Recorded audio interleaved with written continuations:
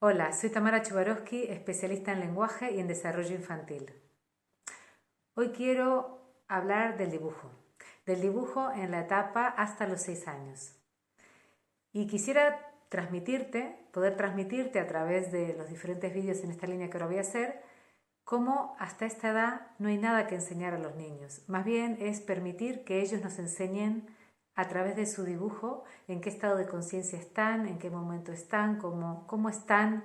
en su conciencia corporal, espacial, sensorial, incluso aspectos emocionales. Es decir, lo mejor en realidad en estas etapas es darles la oportunidad de, sobre hojas en blanco y con ceras blandas y fáciles de dibujar, dejarles expresarse. Y entonces verás cómo realmente cada etapa trae lo suyo y cómo a través del dibujo incluso podríamos aprender a percibir si su desarrollo está siendo más o menos saludable o si deberíamos estar más atentos. A niveles generales vemos que el primer año de vida se caracteriza por, hasta los 3 años, mejor dicho, se caracteriza por el garabato. ¿Sí? Niños de 1 año, de 2 años, vemos que hacen un trazo dinámico, es pura dinámica.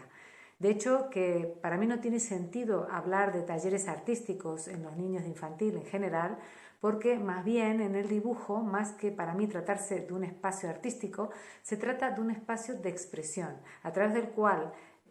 los niños puedan expresar sus vivencias a través del color y el movimiento. En el fondo, el dibujo no es otra cosa que movimiento cristalizado.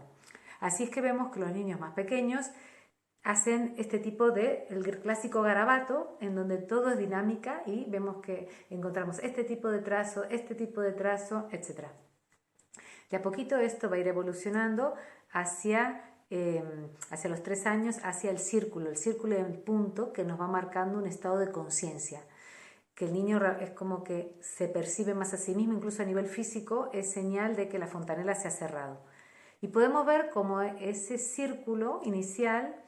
va evolucionando hacia la persona cabeza, es decir, una persona con un círculo con ojos y boca, y como de a poco, en ese camino hacia los 5 años, como la figura humana va avanzando, pero según el estado de conciencia corporal de los niños. Al principio los niños solo se perciben en la cabeza y por eso dibujan solo personas cabezas. En cuanto descubren sus manos, sus brazos, aparecen los brazos en el dibujo. En cuanto van teniendo conciencia corporal de sus piernas, aparecen sus piernas. Por eso es que no es tanto enseñarles a dibujar como hacer experiencias motrices y sensoriales de experimentación de su propio cuerpo, y simplemente luego veremos esas experiencias reflejadas en el dibujo. De hecho, que la rima de un niño y aquí,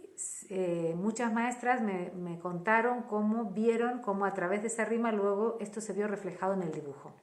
Entonces, así como vemos la transición del círculo a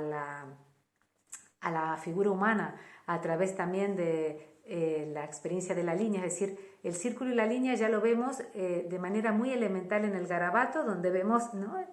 lo que es el principio del círculo, pero muy desordenado, y el principio de la línea. Luego, en el momento en el que son capaces de hacer una cruz o hacer un círculo, vemos que hay un estado mucho mayor de conciencia porque pueden llegar a un fin, ya no es la pura dinámica, sino que hay un fin. Y luego el círculo y la línea, que ya consiguen ese estado de conciencia que sería propio de 3 años, vemos cómo evoluciona hacia la figura humana, hacia la figura de la planta, vemos flores, como la línea y la curva se transforman en formas de flores y árboles,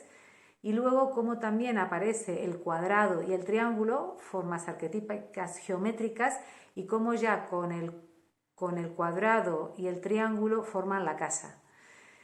Y la figura humana, la figura del árbol y la figura de la casa en realidad son figuras arquetípicas que no se trata de enseñar a los niños, sino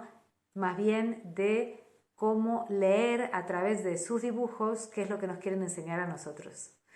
Entonces, ahora, aunque no te puedo dar una clase magistral de cómo interpretar los dibujos de los niños, simplemente te quiero mostrar algunas series de dibujos que he organizado, de dibujos que tengo guardados desde la época de tanto de alumnos pequeñitos como de mis propios hijos, para poder mostrarte cómo, aunque a veces uno podría desesperar pensando que este niño, qué desastre, que no hace nada, es ver cómo solitos, sin ningún tipo de intervención, han ido llegando los diferentes niños a los mismos arquetipos, cada uno según su personalidad, pero vemos cómo va apareciendo todo esto.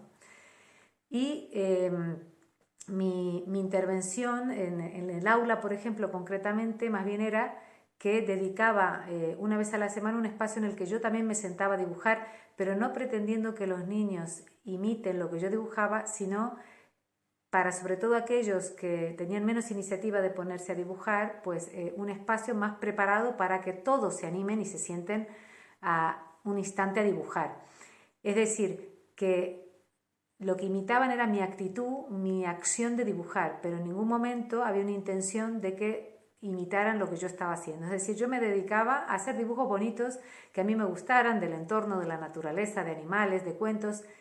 y mi propia actitud generaba estas ganas de también ellos expresarse a través de la hoja. Cada uno con mucha libertad, el tiempo que quisiera.